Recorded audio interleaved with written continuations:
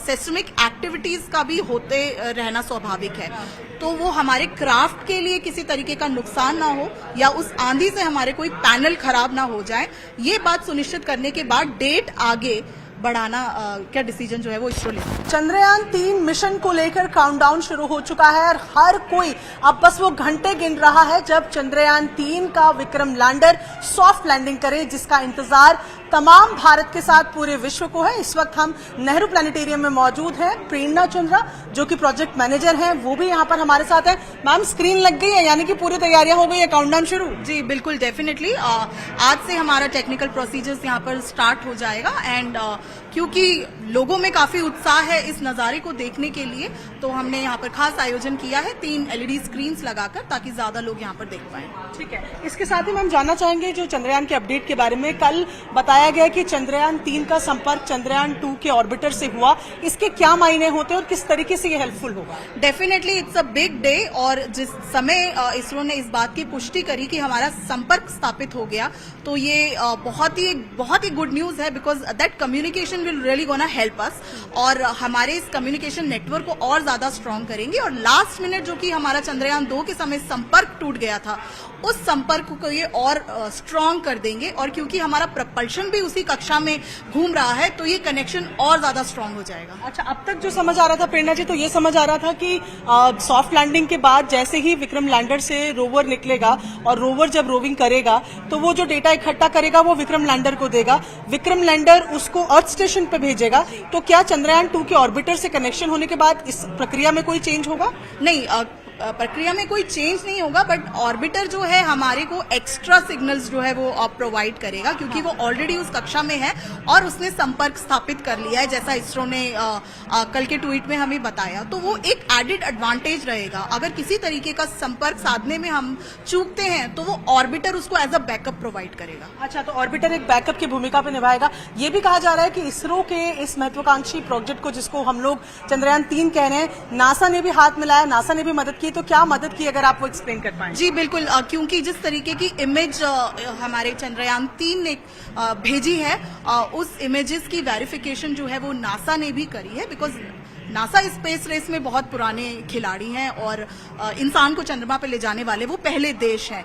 तो उनके जो टेलीस्कोप और उनकी जो टेक्नोलॉजी है, उसने इस बात की पुष्टि करी है कि जिस तरीके की इमेज और आंकड़े सामने आए हैं वो पूरी तरह से वेरीफाइड है। ठीक है, और क्या नासा किसी तरीके से सॉफ्ट लैंडिंग या इन सब चीजों में भी मदद कर पाएगा? जी नहीं, इसमें सॉफ्ट लैंडिंग तो भारत की अपनी रहेगी। पूरी तरह से ये मेक इन इंडिया मिशन है, बट आने वाले समय में हो सकता है कि हमारे आंकड़ों का इस्तेमाल नासा अपने प्रोजेक्ट्स में करे। ठीक है मैम, एक चीज समझना चाहेंगे इस प्रोजेक्ट से जुड़ा जो एक जेनरिक क्वेश्चन जो लोगों के मन में है, ये क्यों कहा जा रहा है कि ये डार्क साइड ऑफ मून है? ये हमें मालूम है कि ये चांद का वो हिस्सा है जो हम कभी नहीं देख सकते अपनी नेकेड आइज के थ्रू। डार्क साइड से मायने क्या ये ज्यादा कॉम्प्लिकेटेड है, या क्योंकि इसके बारे में कोई जानकारी नहीं है इस वजह से डार्क साइड है? जी बिल्कुल, क्योंकि चंद्रमा के सिर्फ एक फेज को ही हम लोग देख पाते हैं ह्यूमन आई से, क्योंकि जो उसका रेवोल्यूशन होता है, चंद्रमा जब घूमता है, क्योंकि चंद्रमा अपने कक्षा में भी घूम रहा है और साथ ही साथ पृथ्वी के भी चक्कर लगा रहा है। तो जिस समय पर वो घूमकर वापस आता है, उसी समय पर पृथ्वी भी घूम के वापस आ जाती है, तो हम एक दूसरे के हमेशा एक ही फेज को देख पाते हैं। क्योंकि यहाँ पर ये बहुत ही अनआइडेंटिफाइड साइट है और यहाँ पर कई वर्षों से जो है प्रकाश नहीं पहुंचा है, तो यहाँ पर पानी जो है वो सॉलिड फॉर्म में, बर्फीले फॉर्मेट में यहाँ पर है, जिसके ट्रेसेस हमने चंद्रयान 1 और 2 में हमने लगा लिए थे। इसी वजह से ये जिज्ञासा का विषय है, क्योंकि एक तो इस पर ज्यादा खोज नहीं हुई है, ज्यादा आंकड़े हमारे पास नहीं है, साथ ही इस बात की पुष्टि भी थी हमारे पास कि ये जगह जो है वो कई ऐसे खनिजों का भंडार है जो आगे आने वाले समय पर इंसान को बसाने के लिए एक हैबिटेबल प्लैनेट बनाने में इस्तेमाल में लाई जा सकती है। जी मैम, क्या इस तरीके की कोई जानकारी है कि किस तरीके के समय को मून पे चूज किया गया लैंडिंग के लिए? क्या ये उजाले का समय होने वाला है या रात को लैंडिंग करने वाला है? कुछ इस तरीके की इन्फॉर्मेशन है? और कितना मुश्किल होता है दोनों में, उजाले और रात की लैंडिंग में चंद्रमा में लैंड करना। जी बिल्कुल, क्योंकि मून का कोई अपना टेम्परेचर नहीं है और रात के समय पर -138 डिग्री के करीब टेम्परेचर नीचे चला जाता है। इस समय पर जो है हमारे सोलर पैनल्स का काम करना असंभव है। इसी वजह से हम उन 14 दिनों का चयन करते हैं जिस समय सूर्य का प्रकाश वहां पर रहे और उजाला रहे, ताकि उन 14 दिनों का बेहतर तरीके से प्रयोग कर ये प्रयोग यानी कि लैंडिंग उजाले में ही होगी। जी डेफिनेटली, वो दिन चूज करने का मकसद ही है उस समय चंद्रमा पर सूर्य उदय का समय रहेगा और 14 दिन चंद्रमा पर सूर्य उदय रहता है और 14 दिन जो है वो अंधकार रहता है, रात रहती है। मैम लैंडिंग के लिए क्योंकि जब तक उसको जगह नहीं मिलती है वो होवर करता रहता है, तो कल इस तरीके की बात भी सामने आई कि अगर 23 अगस्त को हम लैंड नहीं कर पाते किन्हीं कारणों से तो 27 अगस्त को भी उसको ट्राई किया जाएगा।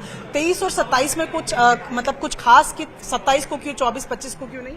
जी बिल्कुल, लास्ट मिनट डिसीजन डेफिनेटली ये इसरो लेगा, क्योंकि एक बार विक्रम लैंडर अगर इस बात की पुष्टि कर दे कि ये सही समय है उतरने के लिए, क्योंकि चंद्रमा पर बहुत से सेस्मिक एक्टिविटीज का भी होते रहना स्वाभाविक है, तो वो हमारे क्राफ्ट के लिए किसी तरीके का नुकसान ना हो या उस आंधी से हमारे कोई पैनल खराब ना हो जाए, ये बात सुनिश्चित करने के बाद डेट आगे बढ़ाना क्या डिसीजन जो है वो इसरो ले सकता है। अभी किस स्टेज पे है आखिरी सवाल? हम अपने आखिरी स्टेज पर हैं और बस अब कल 23 तारीख को 6:04 का इंतजार है।